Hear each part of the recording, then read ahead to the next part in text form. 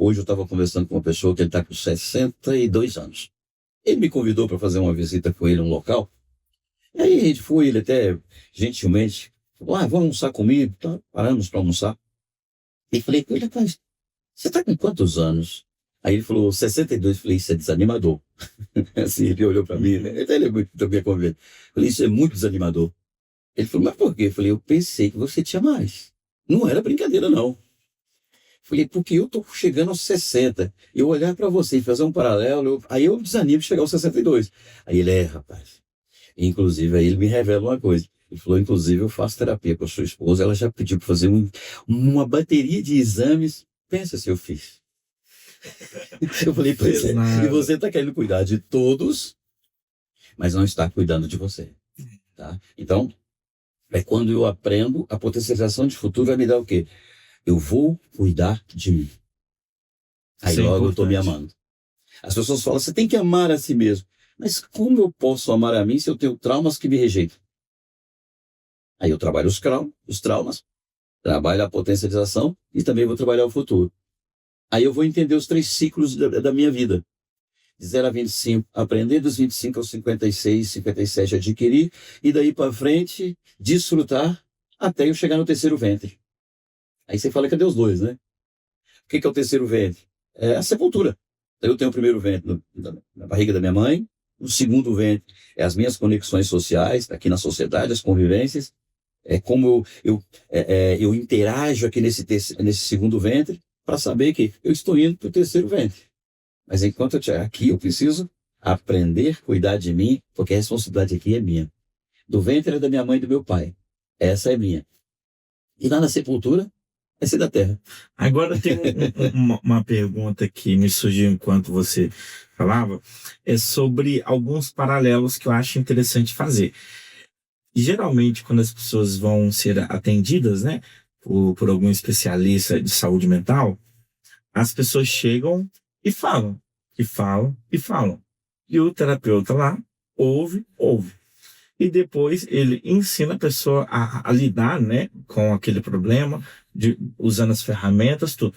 Então a gente está acostumado dessa forma. Eu já ouvi falar, eu não sei, você me corrija se eu estiver errado, que tem casos de pessoas que foram tratadas e não falaram quase nada. Uhum. Não houve a necessidade de fala. E o pessoal até já chegou a comentar que uma é a terapia da fala, outra é a terapia da dor. Como que funciona isso? Essa diferença? Porque eu já vi pessoas falando, não, mas na TRG a pessoa não precisa necessariamente Nem falar. falar. Isso dá um nó na nossa cabeça, porque a gente pensa, então, eu tô achando que esse terapeuta tá arrancando dinheiro, porque como é que a pessoa vai? A gente tá acostumado a ir lá e desabafar. E como que a Isso. pessoa vai e não fala? E por que nenhuma pessoa sai assim com a sensação que entendeu o problema e no outra pessoa sai com dor? Me explica isso. Isso. A terapia da fala, exatamente, é isso, a fala. A pessoa chega no consultório, ele senta, o psicólogo clínico vai usar muito isso, e vai ouvir você. Se naquele dia você não fala nada, você ficou lá. 40 minutos, ela ganhou, lógico, ganhou o tempo dele, e você foi Claro. embora sem nada também, tá? Eu não falei, tá? A TRG trabalha o seguinte, se a pessoa fala, a gente vai ouvir. Ajuda bastante a pessoa, porque nós estamos fazendo uma anamnese dela. Ah, entendi. Se ela não fala, a gente tem uma anamnese que manda ela preencher em casa. Nós temos 16 páginas de perguntas completamente elaboradas para isso. Já que ela não fala em público, ela pode escrever em casa e responde. E dependendo do tema é mais fácil escrever do que falar, né? Exatamente. Porque muitas pessoas têm Tem dificuldade. dificuldade. Aí ela põe na anamnese, a gente também descobre na anamnese onde é que ela falou a verdade, onde é que ela mentiu, onde é que ela burlou, onde é que ela saiu. A gente não vê a pessoa mentindo, a gente vê o cérebro dela buscando escapismo. E se está buscando escapismo, logo imediatamente já me dá um para me usar no protocolo, um tema. Ela foi injustiçada na infância. E todo injustiçado na infância, se ele foi injustiçado, ele vai para o escapismo lá na frente. Ele veste várias máscaras. Vira um expert em escapar, né? Escapar, tá? E justificar coisas. Então, quando ele vai para a sessão, a gente só vai trabalhar com ele com alguns fios. Porque, na medida que ele vai fazendo os filmes, sem falar nada, aí ele vai sentir. ele vai sentir raiva, ele vai sentir medo, ele vai sentir dor no corpo inteiro. Tem tem um perfil de alguns, isso é tabulado dentro para nós terapeutas, é assim, advogados, juízes, tem um tipo de pessoa que ele já vai para uma terapia para poder enganar o terapeuta, que ele é um expert em interpretação. Sabia disso? Aí ele chega e aí ele vai, aí você, não, isso aqui, tá, ok. Mas quando você coloca ele para fazer um filme, não tem como ele enganar o cérebro. Eu lembro que uma advogada falou isso comigo, falou engraçado. Eu enganei minha psicóloga durante 15 meses. Na verdade, ela estava se enganando, ela pagava para ser enganada. Sim, é. Lógico.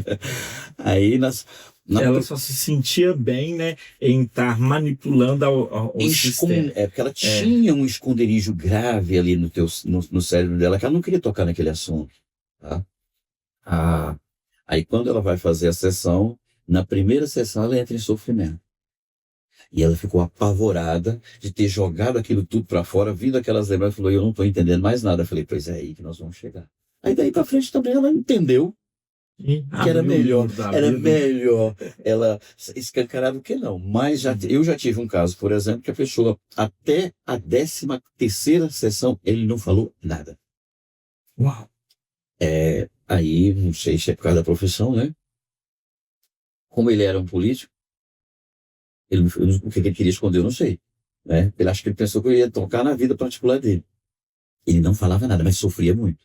Não falava nada, mas sofria muito. Não falava nada, sofria muito. E o tempo todo, ele já é uma pessoa de quase 50 anos de idade, todo filme que ele fazia, ele voltava para a infância. Todo filme voltava para a infância. Aí ele já não precisou ter medo das coisas que, sei lá, o que ele andou fazendo, né? Que aí é outra coisa do que ele fez, que eu não estou preocupado de consertar pessoas, caráter de pessoas, nada disso. Eu vou usar as ferramentas para tratar do teu cérebro. E, por exemplo, nesse caso aí, a pessoa que não fala, ela mesmo assim pode ser curada? Ela é curada. Mesmo não falando? Não, ela tem que sentir. Então é porque você... Por isso que é o sofrimento. Então entra naquela questão de você falar de mexer na estrutura. Na estrutura. Toda vez que você pega a ferramenta... Esse é o reprocesso. Esse é o reprocesso. Entendi. Aí está batendo naquela estrutura, a estrutura está dissolvendo. E aí a gente tem um problema. Nós fomos treinados a não pensar em coisas doloridas da nossa vida. Tem coisas que eu não quero nem lembrar. Tem coisas que já ficou lá no meu passado. Eu já perdoei, isso já está no passado. É muito legal quando as pessoas chegam isso no escritório. Não, quando ele vai para a sessão, ele fala, puxa, isso estava tão escondido que nem eu sabia que estava escondido. Mas ela estava em sofrimento. Tá? Porque ela foi escondendo aquilo. Não se mexe no passado. Tá? Não é que não se mexe no passado. Você mexe nas estruturas formadas no passado, que está no tempo presente, como janelas que não envelhecem. Como diz toda sofrência, né? O homem não chora, mas na TRG chora. Chora. A primeira... a gente já dá isso. A primeira sessão de uma pessoa na TRG, a gente dá psicoeducação. A gente tem um quadro que a gente explica como funciona o cérebro, como funciona aquilo, para a pessoa entender onde é que ela está. É como se nós pegássemos aí uns 10 anos de aula, de conhecimento, e ensinassem em 30 minutos. Porque aí o cérebro ela vai entender onde é que ela está. Uhum. Isso deveria ser tudo profissional, fazer isso. Instruir as pessoas. Até para não já usar as ferramentas, cara, peraí, o que você está colocando em mim? Exatamente. Eu não sei se vai cortar um rim aqui. Isso. Aí a pessoa já... Então, quando você começa a fazer a primeira sessão, olha, lá na aula, quando você vai dando a aula, ela já começa a reprocessar sem que você manda fazer. O cérebro já começa a conectar com a aula. E aí ele vai se vendo naquilo. Quando você faz a primeira sessão, aí ele vai mexendo. E aí o cérebro vai pegando estruturas. As primeiras de sim, a segunda, e a ideia é ir dissolvendo até zerar. Por isso que a gente vai fazendo filmes até zerar. Por exemplo, eu estou com um caso que é um homem, ele está com 50 e poucos anos de idade, e é uma pessoa até que achava que tudo estava resolvido na vida dele. Se tivesse, não estava me procurando, né? Mas eu não vou falar isso com a pessoa, tá, gente? Claro. Também. Ele não consegue fazer uma sessão, um cronológico completo. Aí eu tenho que fazer micro reprocessamento. O que é micro? Ele, em menos de 10 segundos, ele sofre tanto que ele congela. Ele vai, aí a gente segura. Ele vai, a gente segura. E congela mesmo, porque é uma descarga de adrenalina que a pessoa tem. Uau. E ele falou comigo, rapaz, acho que vou ter que comprar pelo menos uma 100 cestas. Eu falei, não, calma, não é assim também não. E ele ficou apavorado. O ano inteiro. Ele ficou apavorado com aquilo, que ele falou, eu não sabia que eu estava tão mal assim.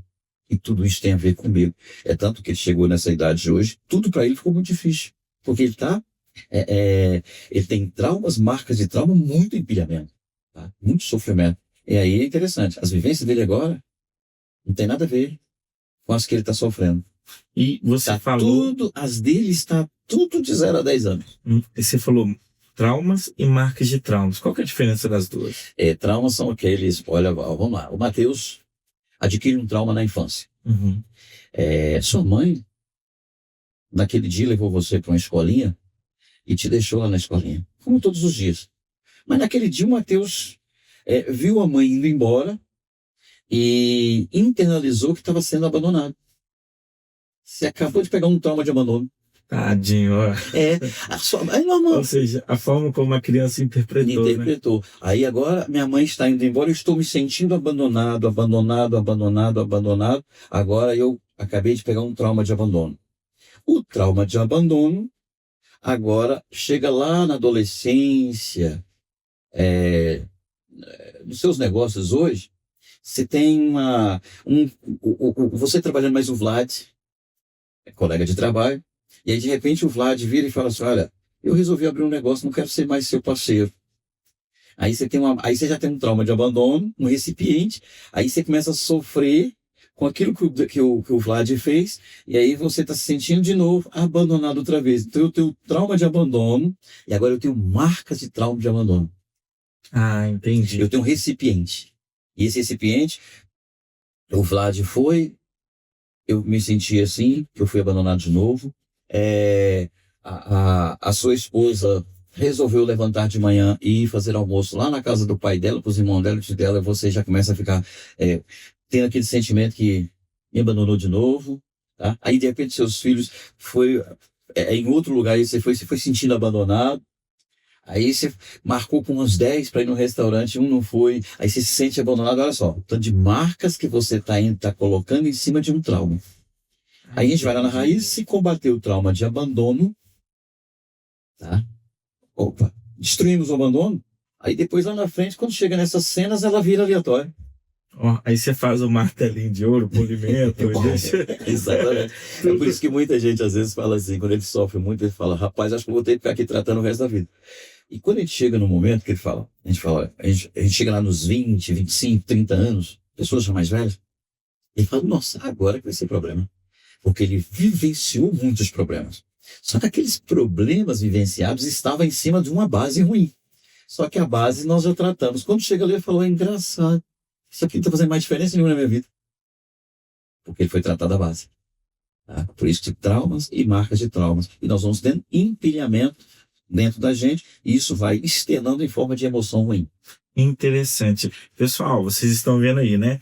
Se você tem aí trauma ou marca de trauma, empilhamento, né, de pressão, como ele mencionou também, faça suas perguntas, compartilhe a sua experiência, você pode deixar aí tanto, né, no link aí da rádio, no link do canal do YouTube, e a gente vai passar um momento aqui agora para a gente tomar uma água, você dar uma descansada também, ir lá buscar, eu não sei se toma café essa hora, mas quem toma café, né? Já que é para o corpo, nós falamos aqui em 3 dimensões, né? Isso. Se é café, tira o açúcar, toma o café preto, tá? Tá vendo? Porque quem toma café com açúcar não está tomando café, está tomando açúcar com café. E isso faz muito mal pro corpo. Olha, já fica a dica. Então corta o açúcar, só ferve um pouco a água. E vai sofrer, porque o cérebro é acostumado com açúcar. Isso. É dopamina. Os primeiros 10 dias é terrível tomar sem café sem açúcar. Nossa. Só que depois que você aprende a tomar café sem o açúcar, toda vez que você põe o açúcar na boca com café, você dá a sensação de vômito. Nossa. Eu nem tentei, porque só de imaginar eu já fiquei com preguiça. Exatamente. Você tá igual o cara que bebe cachaça. O cara que bebe cachaça não bebe cachaça porque bebe cachaça. Uai. É porque ele quer açúcar. Ah. Sabia? Não sabia. É dopamina.